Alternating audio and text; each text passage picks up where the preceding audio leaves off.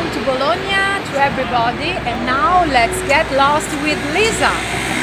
Hi everybody, I'm back here today at the Bologna Welcome office here in the city center of Bologna, and I'm about to go on a walking tour of the city. We have a tour guide and we have one of these little doodads. I'm not even sure how it works exactly, but you plug the headphones in. They're starting, I think, so I have to go back inside. She's explaining everything. So here we go. Good morning, my name is Roberta. I'm very pleased to spend 2 hours with you. Welcome to Bologna. Bologna is the most important town of a region. The name is Emilia-Romagna. Bologna is an old town. I always underline it's a very, very old town. It was designed by an architect from Palermo, Tommaso Lauretti, and the bronze statue, on the contrary, was carried out by a very famous artist I told you before, Jean Bologna. There's a pipe still today running beneath the soil, coming from the hills, providing water to the fountains. And why such a choice? Who chose Neptune, the god of waters? It was a pope, and the name of the pope was Pius IV Medici. So Pius IV Medici was here in Bologna, because in Bologna was held a very special council. Anyway, he was here in Bologna, he was a member of the Medici family, and he was the one who commissioned the beautiful statue that you see over there.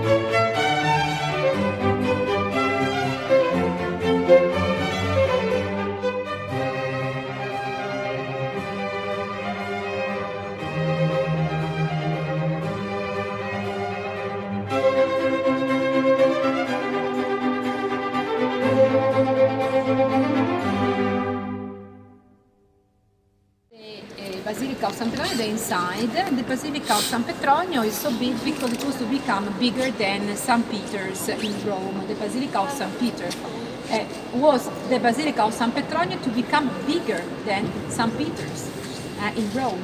You know, can you understand? So it was left unaccomplished, but anyway, it is considered still today an impressive basilica.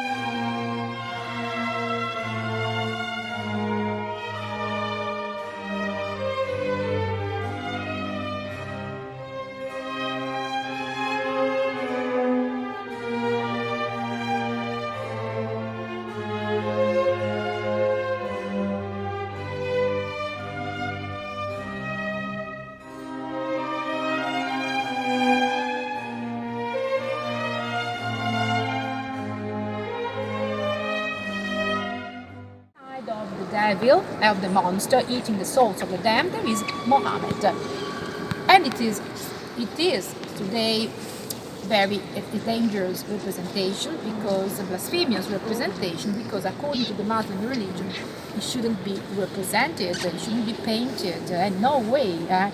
Anyway, why such a representation in the past? Because Giovanni da Modena had been influenced by Dante Alighieri. Maybe you know Dante Alighieri. Dante Alighieri was the first one to introduce the Italian language. He wrote in the Middle Ages the Divine Comedy. Maybe someone of you came from Florence. He worked in Florence a lot, and then he had to leave Florence. He was banned from Florence. Anyway, he wrote the Divine Comedy, and according to Dante Alighieri, the prophet Muhammad was one of the enemies of mankind. And that's why Dante Alighieri influenced the whole culture in the Middle Ages. Don't forget it. He influenced a lot the whole culture, even the monuments, the baptistry of Parma inside, at the dome. Have you seen the baptistry? Everything, the ideas and representation of the dome inside has been carried out having as a model Dante Alighieri. The cosmography of Dante Alighieri. Anyway, Dante Alighieri had influenced the painter, and that's why the painter painted and represented Mohammed here in hell. San Petronio, he was a cultivated bishop, and then he lived for a long period in Jerusalem. He came back to Bologna, and that's why when he came back, he created a very special place.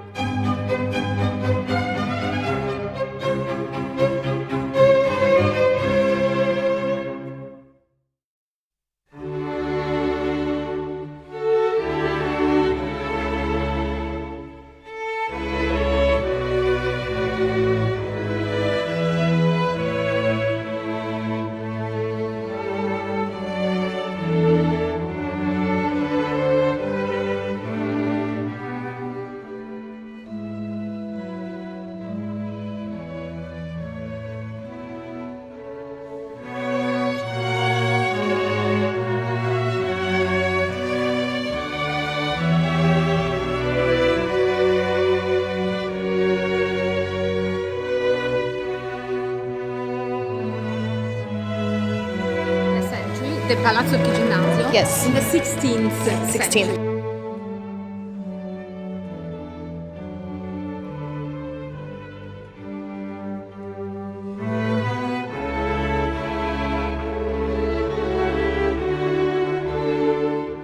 To say when it was built by the Pope Pius I. But the Pope Medici, who was a member of the Medici family, was in Bologna because he took part at a council. The last part of the Council of Trento took place in Bologna. And the Palazzo Chigi, the construction of Palazzo Chigi is related also to the Reformation. These are sarcophages that are supported by columns, protected by a pyramid shelter. And if you go to Verona, maybe you've been to Verona or you're going to Verona, maybe you have seen it also in Verona, the members of the family Scaligera were buried in tombs like those. That is to say, outside the churches, outside the palazzi, you will see the tombs of the Scaligeri, or of the members of the Famiglia La Scala, Scaligeri. Because everybody, all the people coming to Verona or to Bologna, in this case, had to see these sarcophagi, these tombs, because they belonged to very special people. They were to be seen. That's why they were...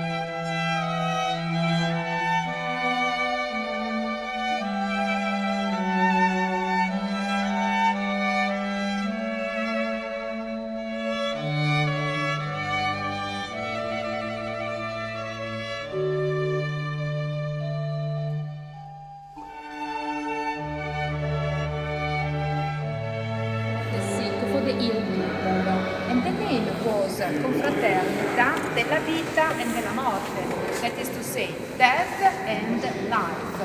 So a group was responsible for the ill, for the sick people, and another part, another confraternity was responsible for the dead people.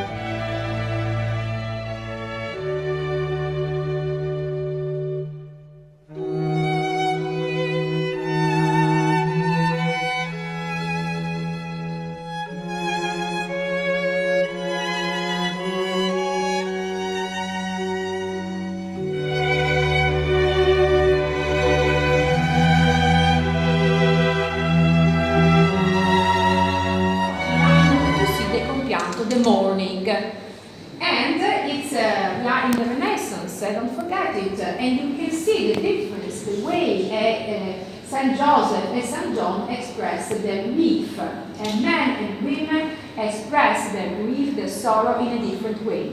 So on the left hand side you've got Saint Joseph or Maria Mattia, which is so interesting and also funny. Let's go.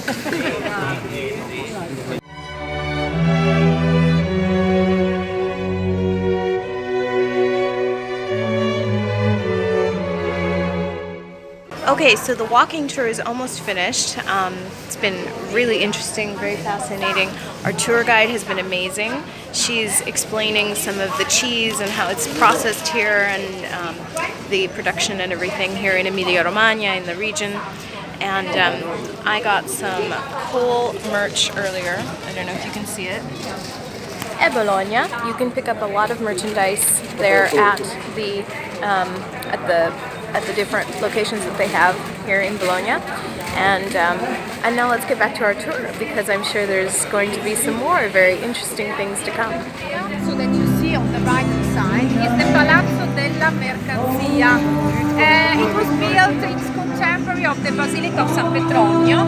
The style is the Gothic style, the architect was the same, Antonio di Vincenzo. You see the loggia, the balcony, the windows, the Gothic windows, but that was the seat of the corporations of Bologna, trade corporations. Nowadays, Palazzo della Mercanzia is the seat of the Chamber of Commerce. I told you before, it's a rich town, Bologna. And the receipts of tagliatelle, lasagne are all kept and protected inside the Chamber of Commerce.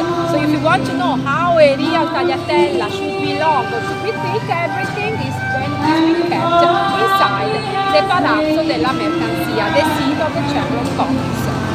Before going on, I would like to show to you that at the beginning, the porticos of Bologna were supported, characterized by wooden pillars. Have you seen? The wooden pillars, these were the first porticos of Bologna, but of course, because of fires, the wooden poles were replaced by the stone